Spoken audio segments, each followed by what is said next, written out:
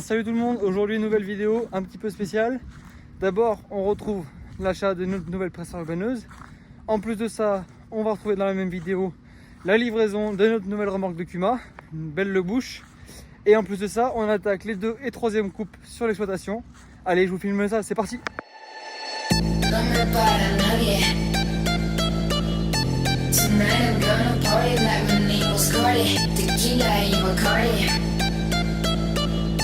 Tonight I'm gonna party like my name was Cardi. No me para nadie. Tonight I'm gonna party like my name was Cardi. Tequila, tequila, tequila, tequila.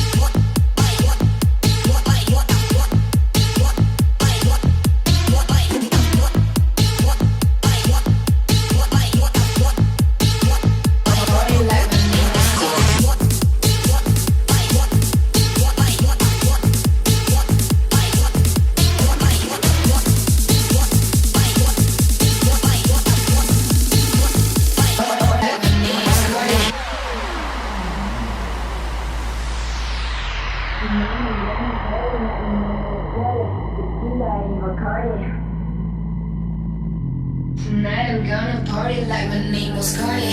No me para nadie. Tonight I'm gonna party like my name was Cardi. Tequila y Bacardi. Tonight I'm gonna party like my name was Cardi. No me para nadie. Tonight I'm gonna party like my name was Cardi. Tequila, tequila, tequila, tequila.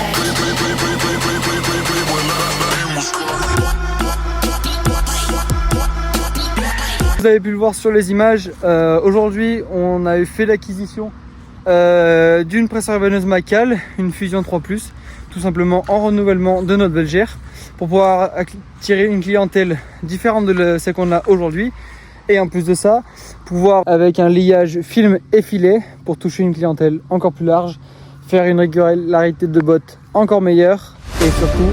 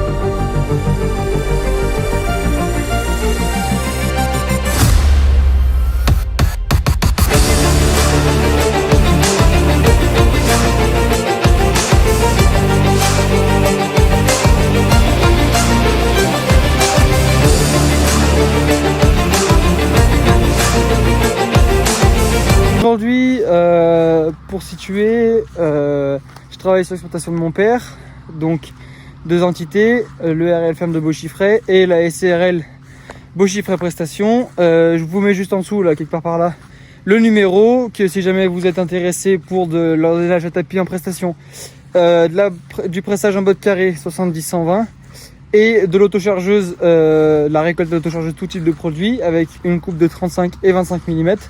Donc je vous mets tout ça juste en bas et également du coup maintenant le pressage en rubanage.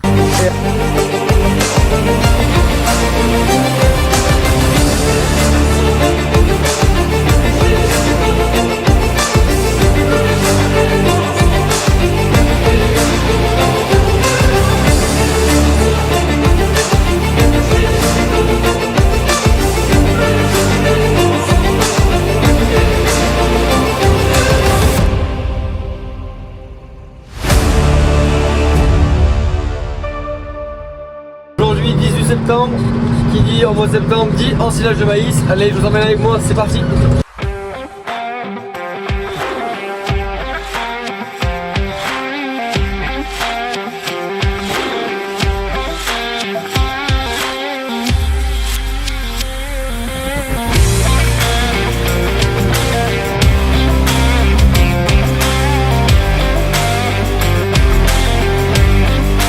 Cette année, comme toutes les autres années globalement, on a un très bon rendement dans les maïs.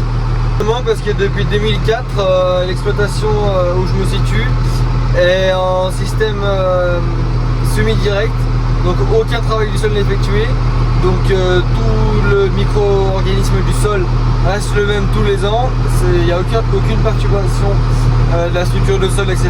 Donc du coup les maïs s'enracinent bien plus facilement et en cas de sécheresse, ils vont chercher les éléments nutritifs plus profond dans le sol et du coup ce qui fait qu'ils réussissent mieux.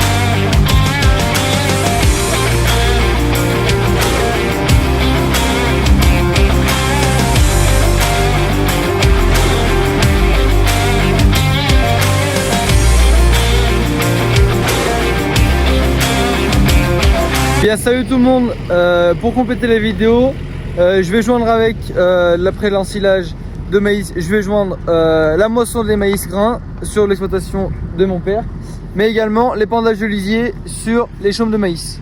Je vous mettrai aussi des snaps que j'ai fait au printemps quand on a semé le maïs justement dans les couverts végétaux. Donc il y avait triticale, vesse, un peu d'épois et on a semé ça à l'automne, ça a tout poussé.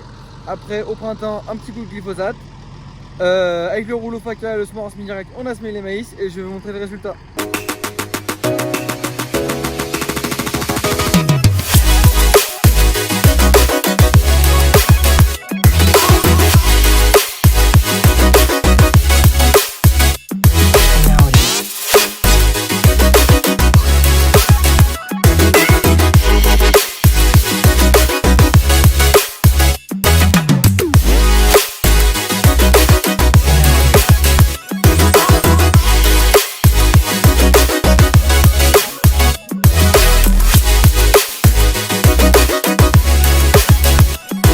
Donc comme vous pouvez le voir, les reliquats de couvert, et l'avantage c'est que ça fait un tapis sur le sol et on arrive à super bien gérer nos adventices.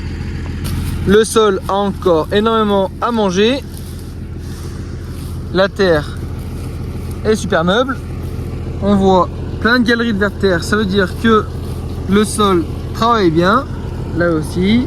Alors quand on va regarder la structure du sol qu'on déracine le maïs, on peut voir que le sol n'est pas du tout tassé. Et ça, c'est un gros avantage pour le semi direct. Voilà, nos meilleurs amis, les vers de terre.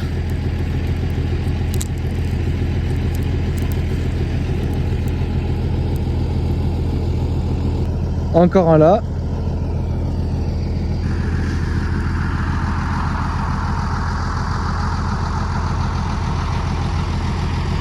Comme vous avez dû le voir sur les précédentes vidéos, quand on a récolté le maïs, grâce au SMI direct, les apports de fumier qu'on a fait, donc on met à peu près 40 tonnes tous les ans, plus le couvert végétaux, plus du lisier qu'on met avant et après, on arrive à avoir des maïs qui font entre 4 mètres, 4 mètres 10 de haut, ce qui est très bon, et des râpes qui sont extrêmement jolies. Je vais vous en trouver une, et si vous en trouvez une, et je vous montre ça.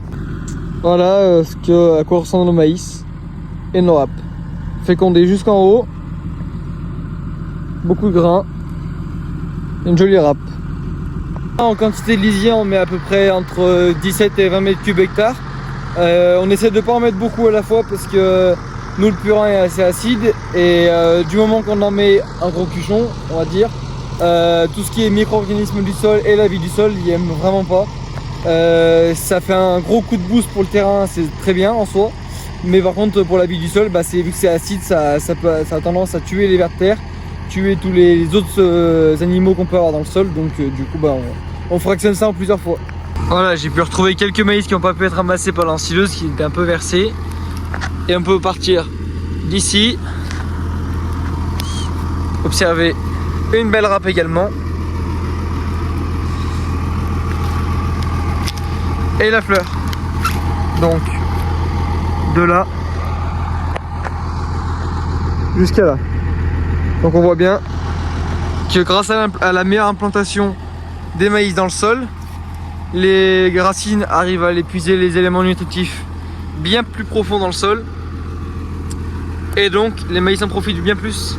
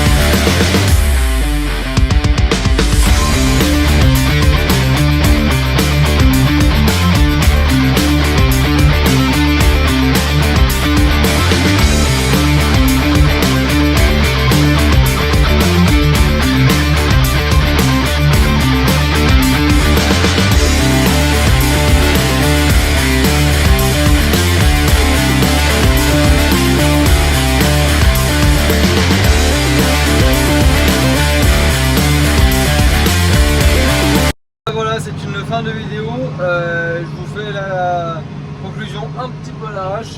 J'ai oublié de la faire quand j'ai filmé tous les plans. Là je suis à la récolte de paille de maïs, mais ça sera pour la prochaine vidéo. N'hésitez pas à commenter, liker, partager et on se revoit bientôt. Allez, à plus.